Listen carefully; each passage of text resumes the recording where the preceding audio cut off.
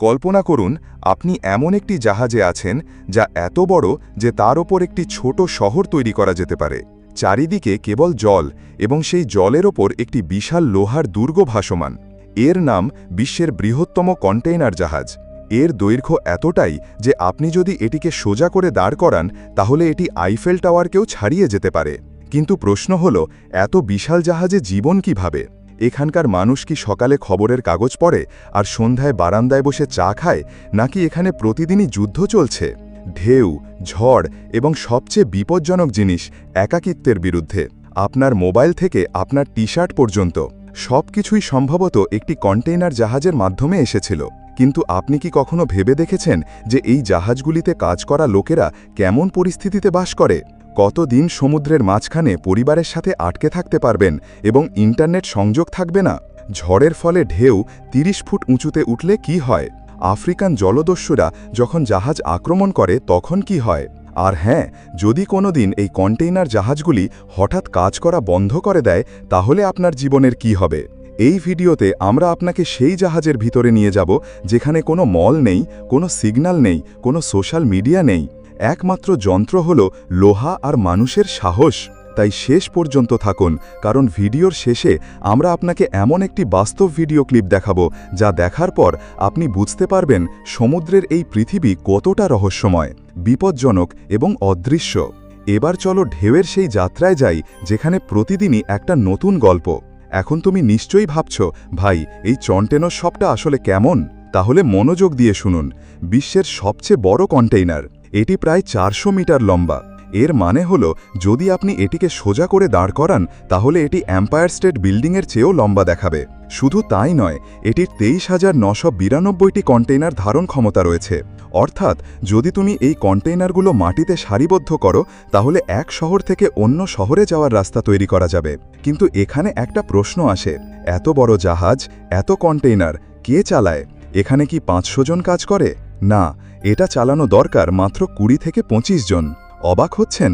এটি কোনো বিলাসবহুল ক্রুজ নয় যেখানে নাচের ডেক বা সুইমিং পুল থাকবে। এটি একটি চলমান কারখানা।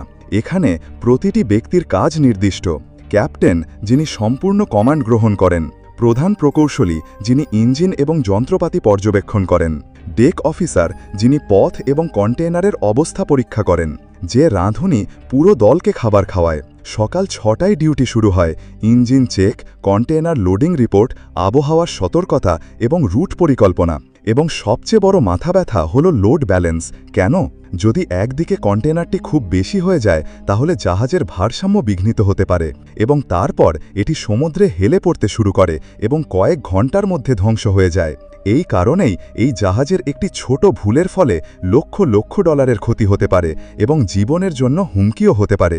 এখন একবার ভাবুন, যেখানে প্রতিদিন এমন বিপদ থাকে সেখানে মানুষ কিভাবে বেঁচে থাকবে? সারি সারি পাত্র আর রাতের গভীরতা থেকে ভেসে আসা সমুদ্রের গর্জন। এখানে কোনো সোমবার নেই, কোনো রবিবার নেই, প্রতিদিন একই রকম কাজ, নজরদারি এবং অনিশ্চয়তা হলো একটি স্বাভাবিক দিনের শুরু। সকাল ৬টায় প্রথমে সেতু সম্পর্কে রিপোর্ট করা, তারপর আবহাওয়া বিশ্লেষণ, রাডার পরীক্ষা, ইঞ্জিনের স্বাস্থ্য প্রতিবেদন এবং তারপর পুরো জাহাজের পরিদর্শন। এখানে প্রতিটি সেকেন্ড মূল্যবান, কারণ একটি ছোট ভুলও ব্যয়বহুল প্রমাণিত হতে পারে।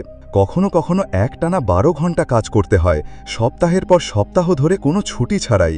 এখন প্রশ্ন জাগে, মানুষ এতদিন একা থাকে কিভাবে? অনেক নাবিক ৬ মাস ধরে তাদের পরিবারের সাথে দেখা করতে পারছেন না। ভিডিও কল ভুলেই যান। সমুদ্রের মাঝখানে আড্ডা দেওয়ার কি হবে? কখনো কখনো কোনো সংকেত থাকে না। এবং এই একাকিত্বের সবচেয়ে বিপজ্জনক বিষয় হলো মানসিক চাপ।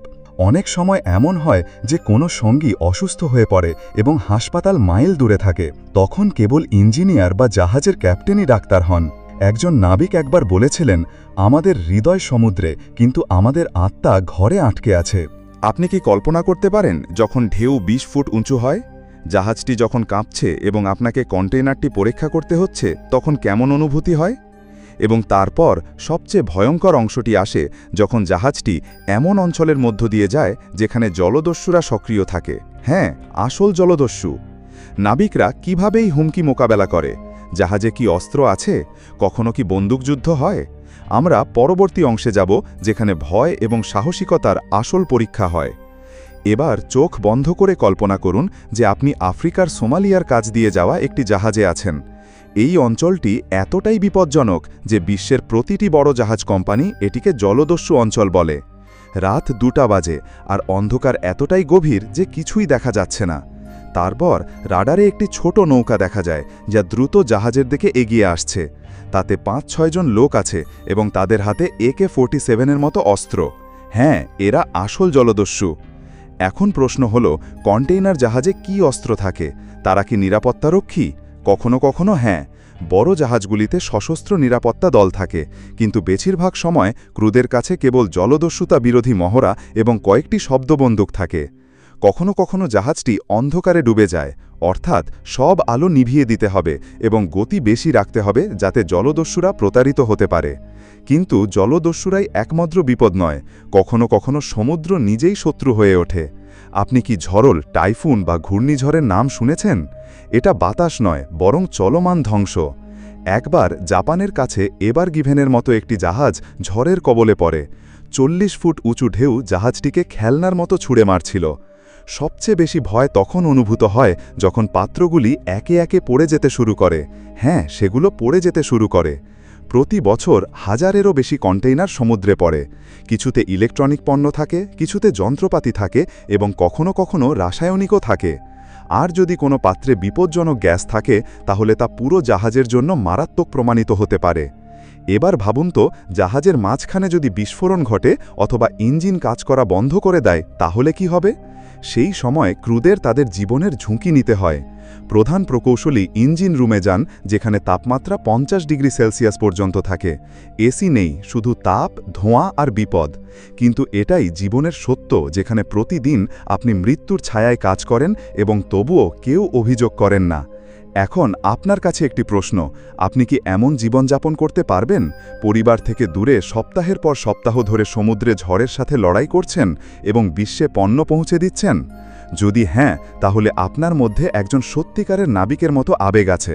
আর যদি নাও থাকে, তাহলে এখন আপনি এই কন্টেইনার জাহাজগুলির পিছনের সংগ্রাম জানেন।